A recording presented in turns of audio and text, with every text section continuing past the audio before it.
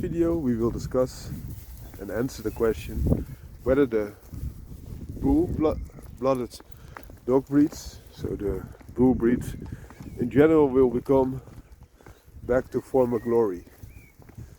And the short answer is no, but there are some good things happening, and I will also discuss those. So the reason why the bull breeds will not go back to their former glory is that they were in their former glory in their heydays, the days where they performed at the highest degrees.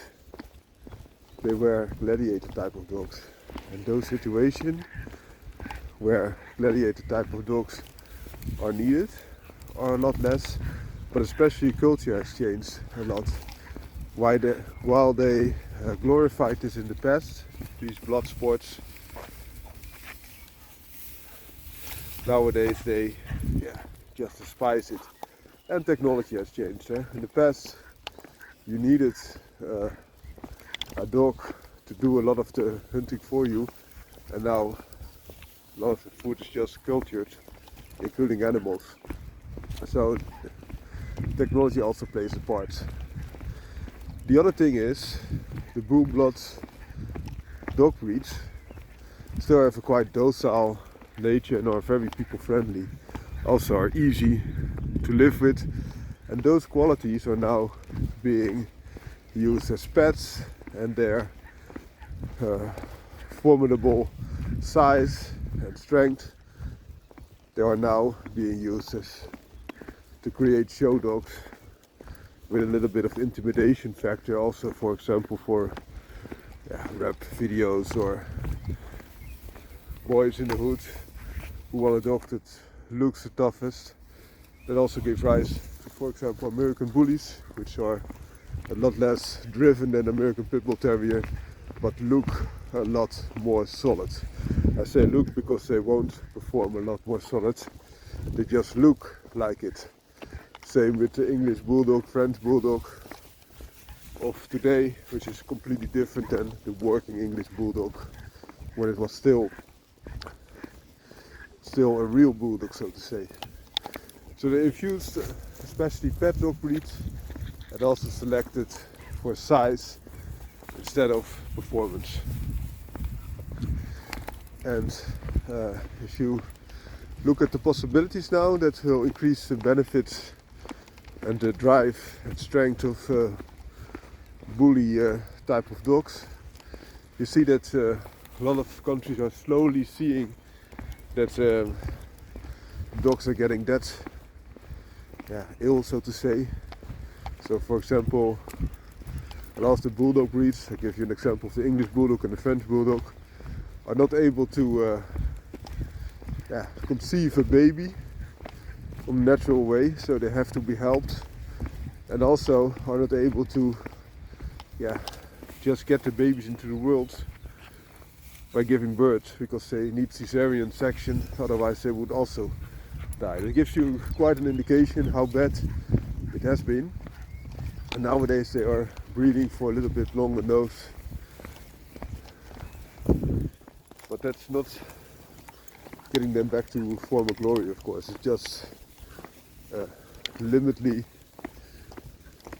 increasing the strength of a show breed, a non-capable breed, so to say, a toy breed, if you will.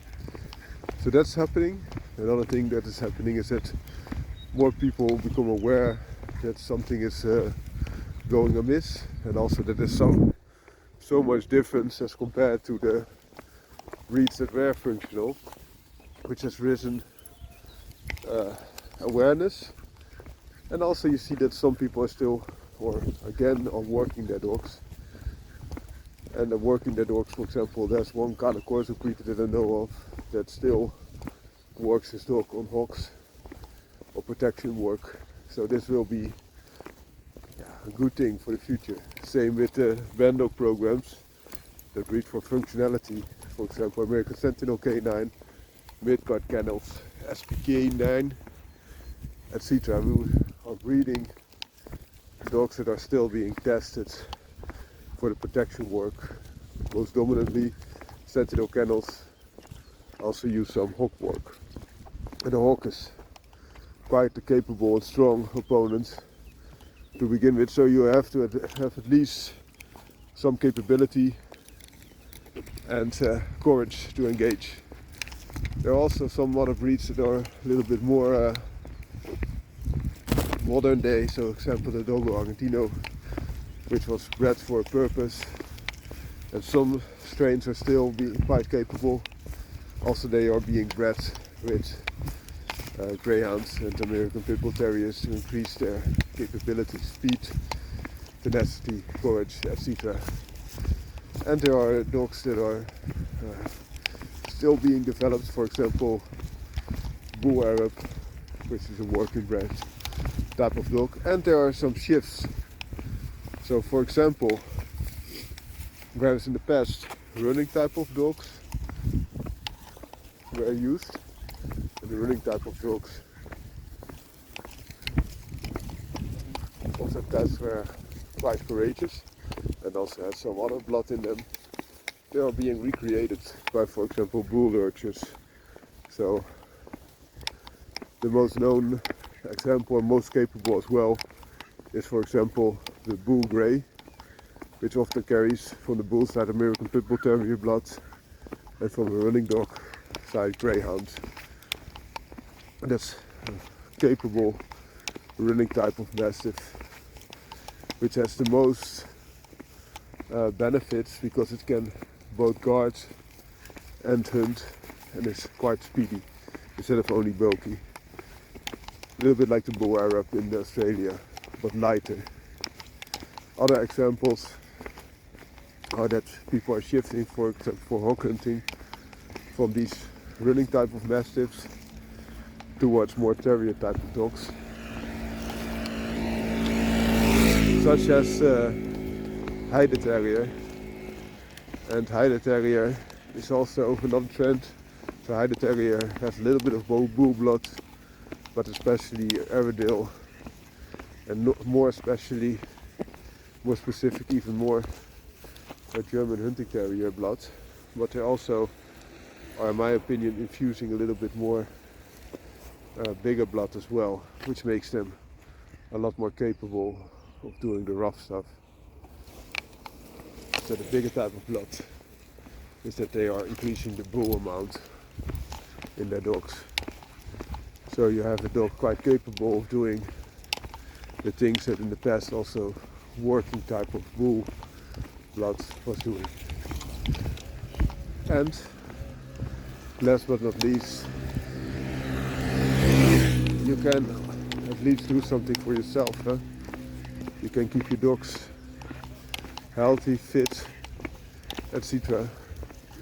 And you can also do your homework. So if you wanted a specific type of dog, but currently the breed that has the name of the former working dog is not up to par, for example English Bulldog, you could look up dogs that are far more closely resembling the original working Bulldog, for example Staffordshire Bull Terrier.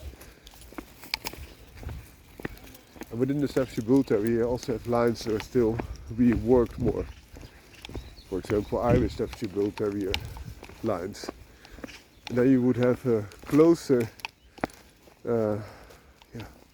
descendant of the real working Bulldog than you would get with the current day English Bulldog.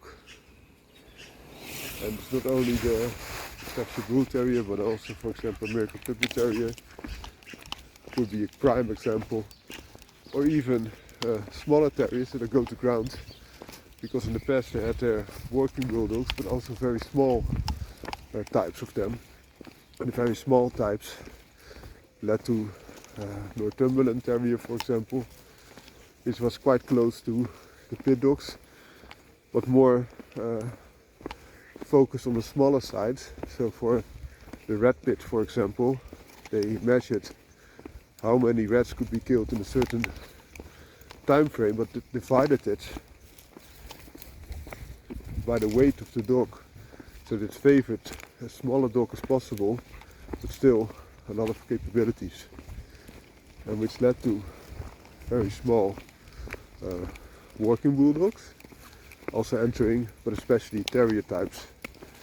So this is an example of the smaller bull and terrier types that led to the Northumberland Terrier, and a modern day descendant of that, that's closest resembling that in my opinion, is that of the Patterdale Terrier. And you see two examples here on the leash. So closest to you, this one is the female, and that bigger brute is the male. Still quite small dogs, of course, but that could also be a good example of going that way. And it's not only for the bulldogs, but also, for example, the bull and terriers. Staffordshire Bull Terrier in itself is also turning more and more into a show dog, but there are some lines that kept truer to the original and also still have a lot of working capabilities left, like the Irish Staffordshire Bull Terrier lines or some other lines that are just being worked more and capable.